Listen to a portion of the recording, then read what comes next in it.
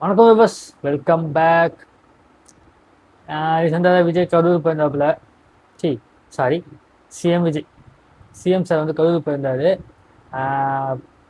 போயிட்டு கிஃப்ட் கொடுக்கும்போதெல்லாம் பார்த்தோன்னா ஐயோ சரியான எமோஷன் ஆகும் நிறைய பேர். நானும் இது கரூரில் ஒரு 20 மினிட்ஸ் ஸ்பீச்சை பார்த்தேன். நல்லா வச்சு செய்கிறாரு போலிய ஸ்டாலின். வேற லெவலில் ஸ்பீச் அதெல்லாம் யார் எழுதிக்கிட்டோன்னு தெரியல, ஆனால் சூப்பர் ஸ்பீச்சு.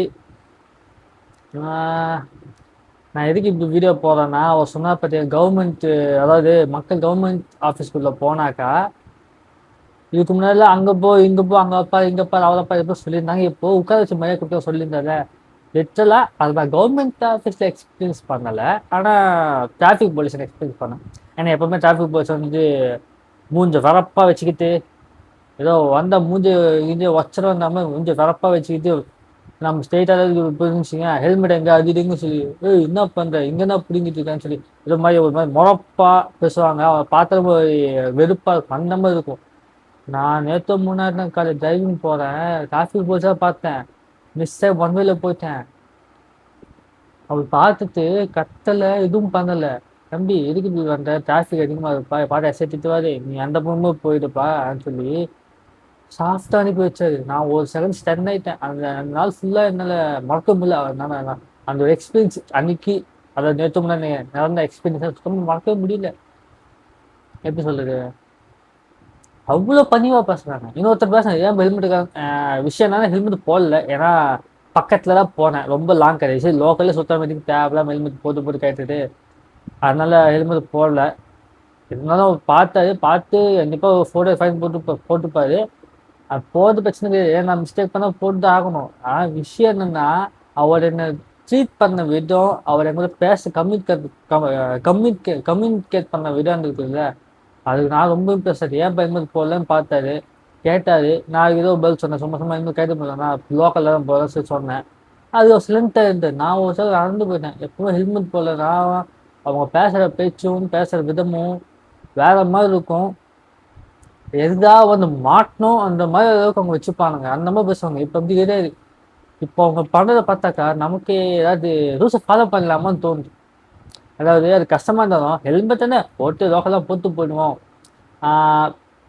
எதுக்கு பேப்பர்ஸ்லாம் அவங்க ட்ரீட் பண்ண விதத்துக்கு நமக்கு ஒரு மாதிரி கில்ட் ஆயிடுது. நம்ம இருக்க இந்த மாதிரிலாம் மிஸ்டேக் பண்ணிட்டு இருக்கோம், நம்மள சரியா செஞ்சுருக்கோம் சொல்லி நம்மள திருத்திக்கிற மாதிரியான பேச்சு அவங்க பேசுறாங்க. அவங்க பேசுறது அவ்வளோ சும்மா என்ன ஹம்பிளா பேசுறாங்க. டிராஃபிக் போலீஸ் சீரியஸாக சொல்றேன், 2 நாளைக்கு இந்த டிராஃபிக் போலீஸ் இந்த எக்ஸ்பீரியன்ஸ் நடந்துச்சு. நான் சீரியஸாக ஆடி போயிட்டேன். அவர் சொன்னாரு, நான் நேரில் எக்ஸ்பீரியன்ஸ் பண்ணேன், டிராஃபிக் போலீஸ் நேரில் எக்ஸ்பீரியன்ஸ் பண்றேன்.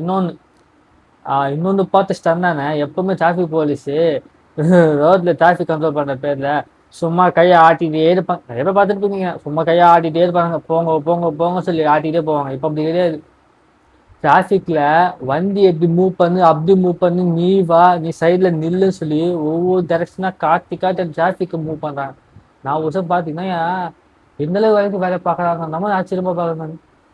நித்தல அவர் கையை ஸ்டாப் பண்ணி ஒரு பக்கம் ஒரு காரை நிப்பாட்டிட்டு வண்டி ஓரம் தள்ள வச்சு, நீ வா நீ நில்லு நீ போ இந்த பக்கம் சொல்லி ஒவ்வொரு டைரக்ஷனா ஒரு டீச் பண்றாரு.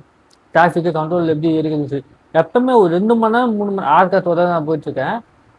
எப்பவுமே ஒரு கரெக்டாக ஒரு 9 மணிக்கு ஸ்டார்ட் ஆகிடுச்சு. எல்லாம் ஸ்கூலுக்கு போவாங்கல்ல, ஆஃபீஸ்க்கு ஸ்கூல் 8:30 9 அப்பயே டிராஃபிக் ஸ்டார்ட் ஆகிடும். ஸ்டார்ட் ஆயிடுச்சுன்னா ஒரு எப்படியும் 10 10:30 வரைக்கும், அந்த 10 மணிக்கு மினிமம் அந்த 1 2 மணி நேரம் கண்டிப்பாக டிராஃபிக் இருக்கும். ஆனால் இப்போ அந்த அளவுக்கு டிராஃபிக் இருக்கிறதுல என்ன டிராஃபிக் தெரிஞ்சாலும் வித்தின் ½ மணி நேரம்லேருந்து ஒரு மணி நேரக்குள்ள 8 ஸ்டார்ட் ஆச்சு. 9:30 10க்குள்ளெல்லாம் டிராஃபிக் கிளியர் ஆயிடுச்சு. அதுக்கப்புறம் அப்பப்போ லைட்டாக தான் வருது, அது நாட் பிக் டீல். பட் சீரியஸாக சொல்கிறேன், டிராஃபிக் மெயின்டெனன்ஸ் இப்போ ரொம்ப ரொம்ப இம்ப்ரூவ் ஆயிருக்கு. நான் அதை நேர்லேயே பார்த்தேன் இன்னைக்கு. விஜய் வந்துட்டு இந்த சட்டசபையில் பேசியிருந்த இந்த ஒரு 5 நிமிஷம் பேச்சில் உங்கள் அப்பாவை எங்கே காணோம் சொல்லி இப்படி கையை வச்சு சிஎம் சார் பேசியிருந்ததில்ல, சிஎம் சார் பேசினாரே அதுதான், எங்கே உங்கள் அப்பாவை காணோம் சொல்லி கை காட்டி கலாச்சாரம் இல்லை. அதுக்கு பதில் கொடுக்குற விதமாக ஸ்டாலின் ஒன்று பண்ணியிருந்தாரு, மக்கள் மனதில் போய் தேடிப்பா கண்டு தெரியும் அங்கே நான் இருப்பேன்னு சொல்லிட்டு. அதுக்கு நான் இது பார்த்தேன், இது பப்ளிக் ரிவ்யூ. மக்கள் மனத்துல இருக்கிறவங்க எதுக்கு ஜெயிக்கல? மக்கள் மனதில் இருக்கன்னு சொன்னா எதுக்கு ஜெயிக்கல, ஜெயிச்சிருக்கும்ல.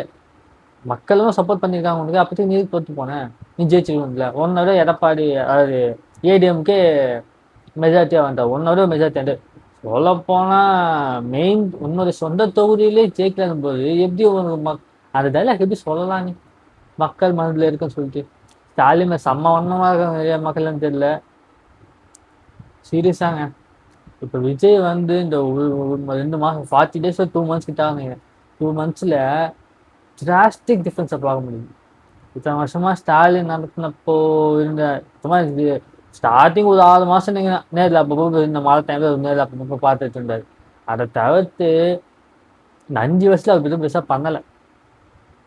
ஆனா இப்ப பாக்குறேன் டிராஸ்டிக் டிஃபரன்ஸ். எங்க பார்த்தாலும் வேலை நடக்குது, கிளீனா இருக்கு, எந்த ஒரு பிரச்சனையும் இல்லை, ரீசெண்டா போயிட்டு இருக்கு.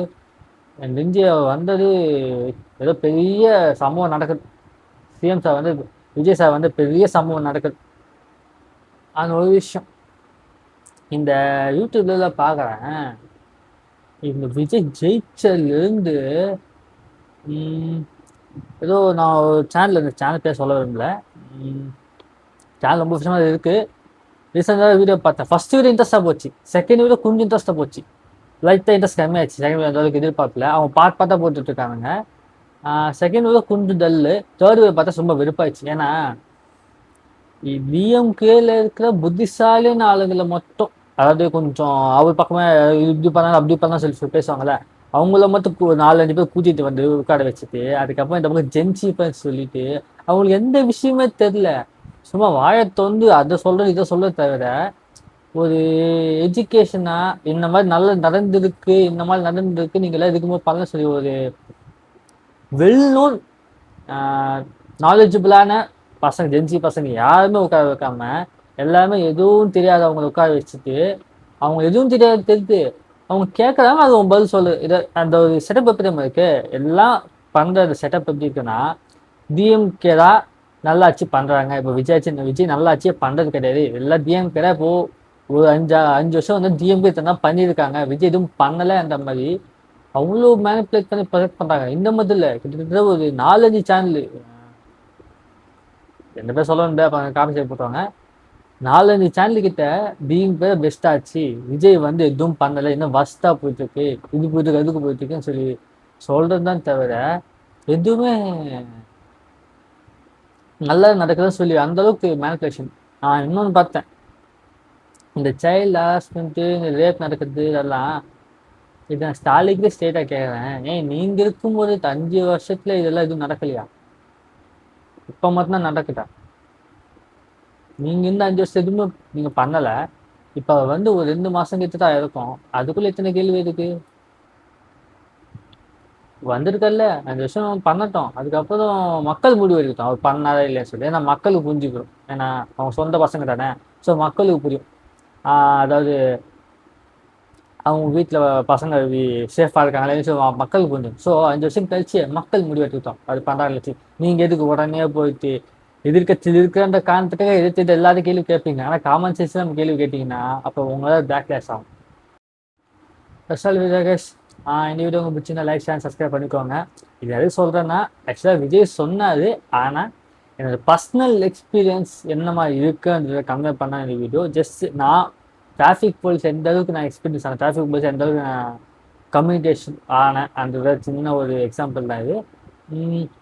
உங்களோட எக்ஸ்பீரியன்ஸ் ஏதாவது இந்த மாதிரி ஏதாவது அதிசயமாக சர்ப்ரைஸ் மாதிரி வந்த மாதிரி இருக்கிற கமெண்ட் பண்ணுங்கள். மற்றவங்க நான் உங்கள் அடுத்த வீடியோ சந்திக்கிறேன். அது வரைக்கும் டாடா, see you.